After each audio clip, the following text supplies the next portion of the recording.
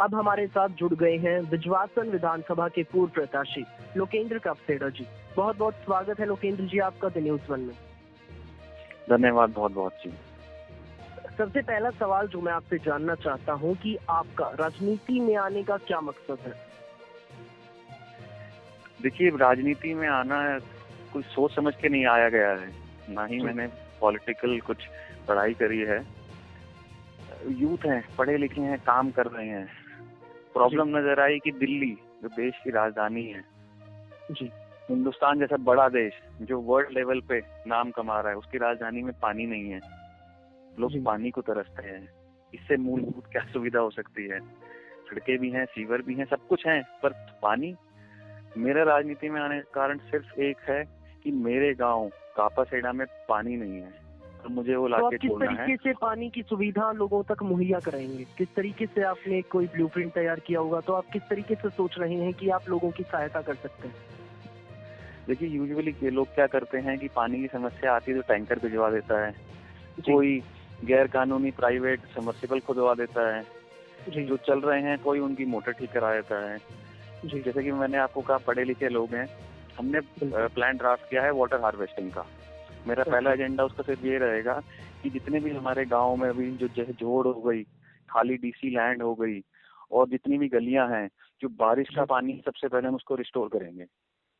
मैंने पीछे कैलकुलेशन करी थी, तो करीब अगर मैं एक वाटर हार्वेस्टिंग प्लांट अपने गांव में लगाऊं तो 40 से 50 हजार रुपए एक की कॉस्ट आती है।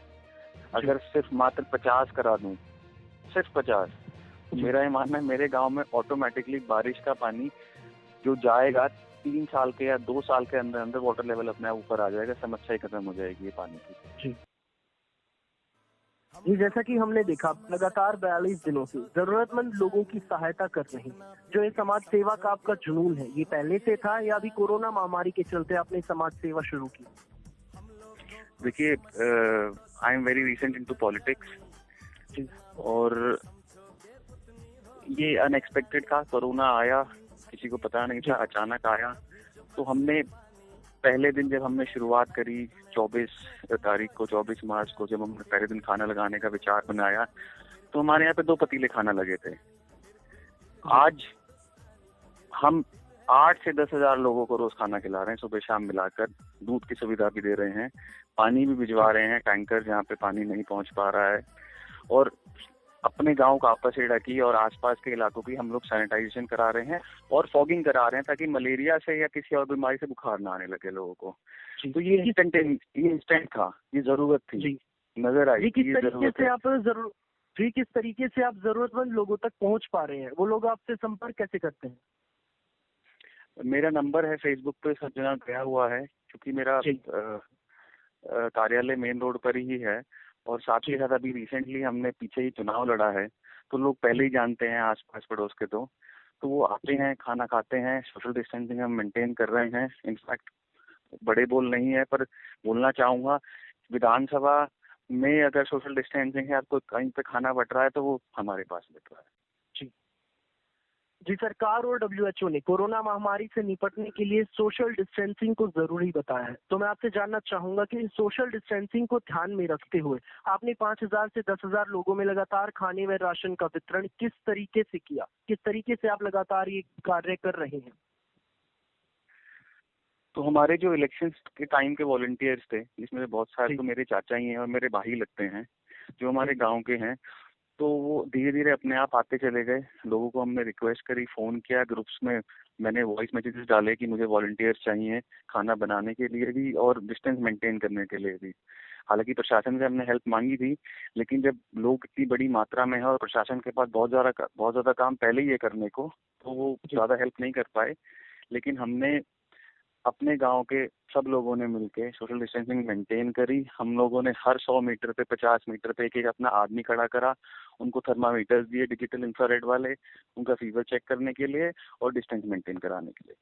जी, ये अगला प्रश्न मेरा आपसे ये है कि आप जिस विधानसभा से हैं, वहाँ पूर्वांचलियों की जनसंख्या बड़े तादाद में है और वोट किसी की नहीं बनी हुई है। वहीं अधिकतर पार्टियों के लोग उनके आईडी ले रहे हैं, जबकि आप न जात पात देख रहे हो, न आईडी ले रहे हो। तो मैं जानना चाहता हूँ कि आप ऐसा क्यों कर रहे हो? लोग मंदिर में जाते हैं, मस्जिद में जाते हैं, गुरुद्वारे में जाते हैं, सब जगह जाते हैं, लंगर में खाना खाते हैं, वहाँ कोई किसी की आईडी नहीं मांगता। और हमारे यहाँ आईडी मांगने की सुविधा है भी नहीं, ना किसी के पास समय है वो किसी की आईडी ले और उसकी फोटोकॉपी करा के उसको कुछ दे या वोटर आईडी उसका चेक करे। मकसद एक ही था, वो खाना खिलाना था, वो खिला दिया। उस लाइन में कोई भी लग सकता है। आप विश्वास कीजिए, मिडिल क्लास फैमिलीज के लोग जिनके पास आमदनी अच्छी है, सेविंग्स अच्छी हैं, वो आकर खाना लेकर गए, राशन लेकर गए हैं, मानकर ये कहकर कि हम मिडिल क्लास हैं। सच में पैसे नहीं है और मान सकते नहीं क्योंकि बेइज्जती होती है। जी, तो आपको ऐसा क्यों लगता है कि उन लोगों ने ऐसा क्यों किया? क्या कारण था उनका ये ऐसा करने के पीछे कि उन्होंने ये बोला कि हम मिडिल क्लास लोग हैं? देखिए, मैं खुद एक बिजनेसमैन हूँ, मेरा काम धंधा बंद पड़ा है, मेरे पास खुद पैसे नहीं है। अब ठीक है, मेरा रिजर्व फंड है, मैं उसको यूज कर रहा हूँ। हर आदमी के पास रिजर्व फंड नहीं है। हो सकता है किसी ने अभी पीछे कोई गाड़ी ले ली हो सकता है पीछे अभी किसी ने घर लिया हो मार्च में। तो उन जिनके पास रिजर्व फंड नहीं है तो उन लोगों को आना पड़ा, कहना पड़ा और लाइन में ना लग के पीछे से कहना पड़ा। तो मदद सबकी करनी है, सिर्फ लोअर क्लास की नहीं, हर उस इंसान की जिसको जरूरत है, हम उसकी मदद कर रहे हैं। जी, कोरोना महामारी के संक्रमण से बचने के लिए आप हमारे दर्शकों को क्या संदेश देना चाहेंगे? संदेश बड़ा क्लियर है, सबको पता है।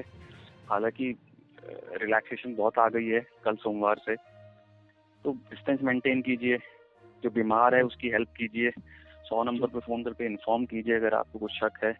आपके आसपास पड़ोस में किसी को के पास खाने पीने के संसाधन जन सुविधा नहीं है तो उस तक वो सुविधा आप कम से कम दीजिए, क्योंकि जैसा रतन टाटा जी ने कल कहा, ये साल जीने का है, ये साल मुनाफा और नुकसान देखने का नहीं है। जी, अगर कोई आपके साथ कंट्रीब्यूशन करना चाह रहे तो वो आपसे कांटेक्ट कैसे कर सकता है? हमारा नंबर सब जगह पे है, कंट्रीब्यूशन हमने ली नहीं है अभी तक किसी से भी। ये जरूर है कि हमारे गांव में एक दो बड़े बुजुर्ग हैं, हमारे बड़े हैं, जो कुछ कंट्रीब्यूशन दे गए हैं, उसका मैं फेसबुक पे जरूर अपडेट कर देता हूँ कि किसने क्या कंट्रीब्यूट किया। अदरवाइज ओपन कंट्रीब्यूशन अभी हमने मांगी नहीं है किसी से, हमें जरूरत पड़ेगी तो हम मांगेंगे। जी, बहुत बहुत शुक्रिया आपका न्यूज़ वन के साथ जुड़ने के लिए। धन्यवाद बहुत बहुत।